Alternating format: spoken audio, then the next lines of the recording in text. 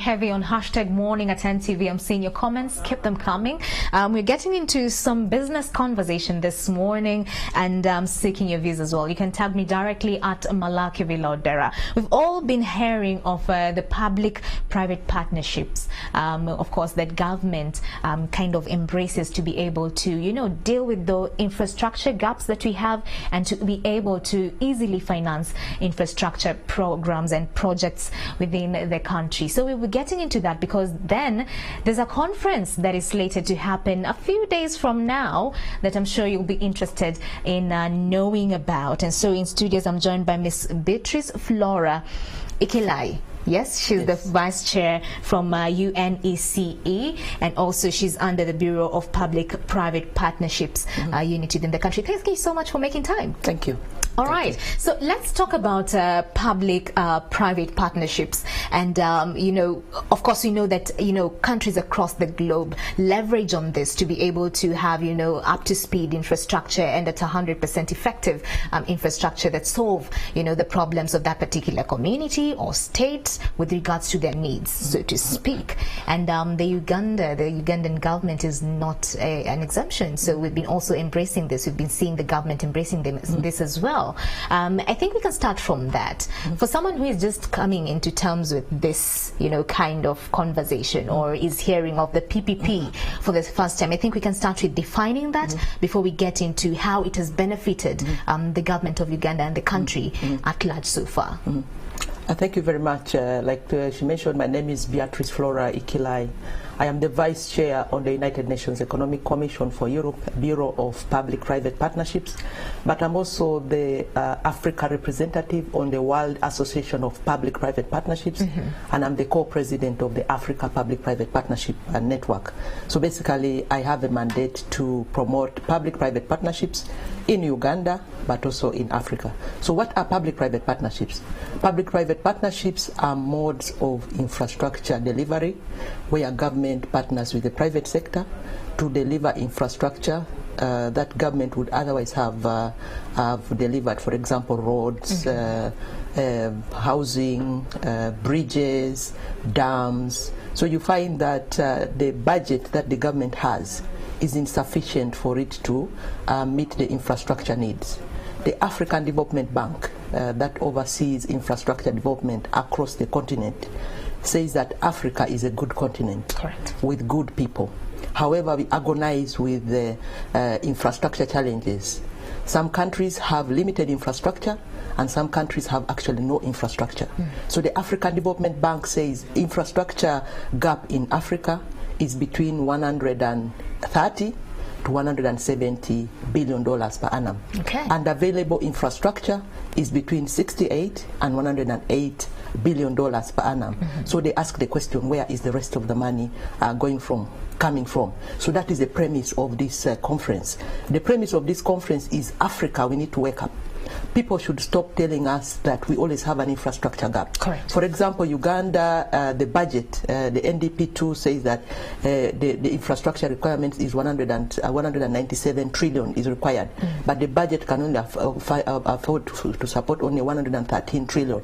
So where is government going to find the rest of the money from? It's by leveraging with the private sector. The private sector has the financing, the private sector has the capacities, the private sector has the equipment, the private sector has the technology, the private sector has the innovation.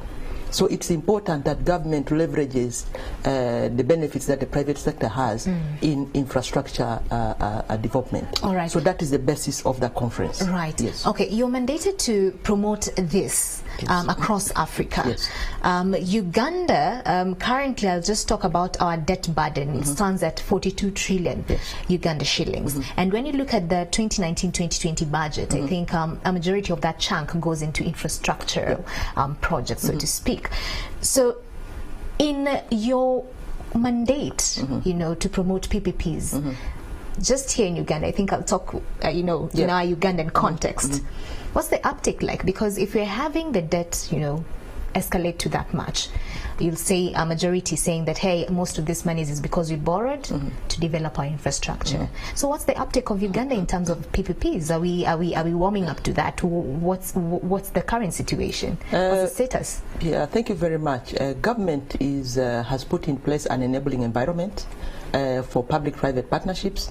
Government has put in place a law, a PPP policy that was approved in 2010 that provides an enabling environment for PPP implementation. The government also has put in place a PPP law which was approved in 2015, and the government has put in place institutional framework. For example, there's a PPP unit. The PPP unit, the role of the PPP unit is basically to provide technical guidance to government on how best to implement projects under a PPP arrangement. Correct. Under the PPP unit, there's a PPP committee. So the PPP committee is the oversight body that is responsible for approving, for overseeing all the infrastructure projects that government wants to do under a PPP arrangement. Then within the contracting authorities, there's what we call the PPP nodes. Each PPP ministry has a special unit that's responsible for looking at these projects that government wants to do under a PPP arrangement. Also under the institutional framework, we have the Solicitor General's office. Correct. That is the office that is responsible for clearing all PPP agreements before government can enter into any agreement. Then you have the Ministry of Finance. The Ministry of Finance is responsible for ensuring that the budget, for example, if there is any contribution that government needs to put into a public-private partnership project, the Ministry of Finance must assess affordability. Is this project affordable to government? Is this project affordable to the people? Is this project affordable to the country, in line with the budget, in line with the payment of any requirements from the private sector? Because in a PPP arrangement, take it as yourself going into somebody's maybe house or somebody's home, and he has requested you to do an investment in his home. Right. So that investment is not for free. The person has to recoup his investment. Right. So in terms of a PPP, for example, if it's a road project, the private sector wants an assurance from Ministry of Finance, who represents government, whether government can be able to repay the money that the private sector has sunk into an infrastructure project over the period of time, maybe 20, 25 years, 10 years, depending on the period. So the Ministry of Finance is very critical in assessing the affordability of the project to the government, but also to the people. So on a scale of 1 to 10, where would you put Uganda, especially now that you have that African scope? Where would you put Uganda in terms of the uptake of PPPs? What's our status like? Are we taking this up? Yeah, Uganda, if you look at the whole of Africa, in Africa, the top country in PPPs is South Africa. Okay. Because they are quite ahead with the PPP development. And the next would be Egypt. Egypt is very up there in PPPs, even Morocco. And then you come to Nigeria. Uganda, we might lie around about 4 out of 10. We are not doing badly. There are some countries which actually do not even know what PPPs is all about. So I commend the government of Uganda for actually embracing the PPP as a mode of infrastructure delivery, because the traditional means of delivery infrastructure is quite, it has become clogged out because the budget cannot support infrastructure delivery. So we need to look at the private sector, how we can partner.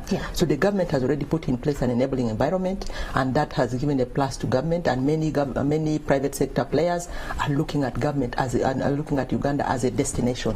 And this conference has actually drawn a lot of interest from within Uganda, but also across Africa and outside Africa. Every private sector is calling us and they're asking us, how can we be part of this conference, but also how can we plug into the investment opportunities that are available in the country. I think all the eyes and ears will be, looking out for the deliberations that will, arise from this particular conference. It's happening on the 16th? 16th to 18th of September. So 16th is because 16th is a capacity building.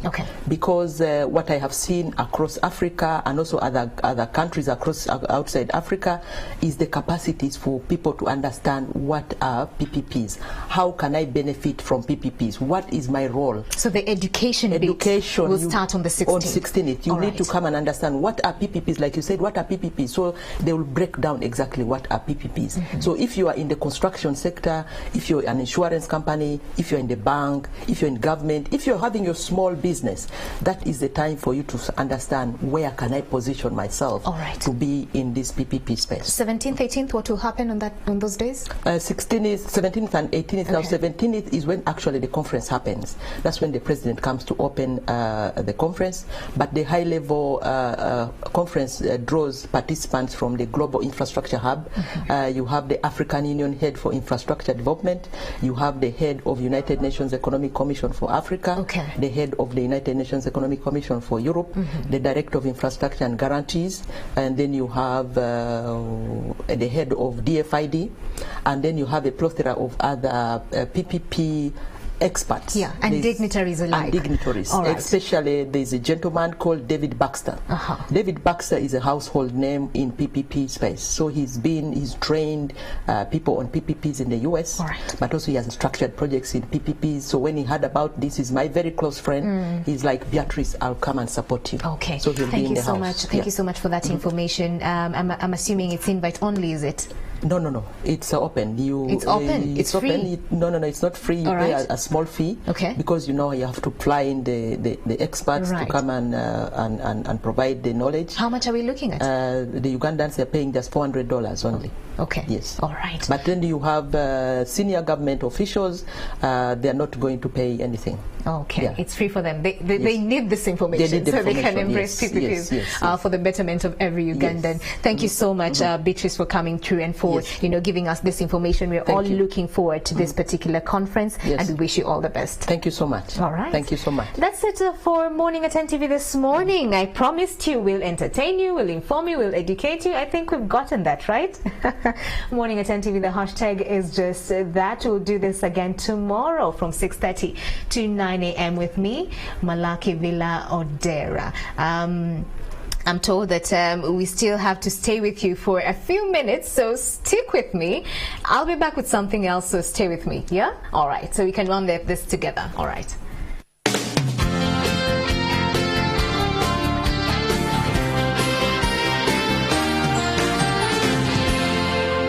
You're watching Morning at NTV. The Daily Monitor brings you the 15th Seeds of Gold Farm Clinic in Masaka, which will focus on apples, coffee, bananas, mangoes, citrus, and livestock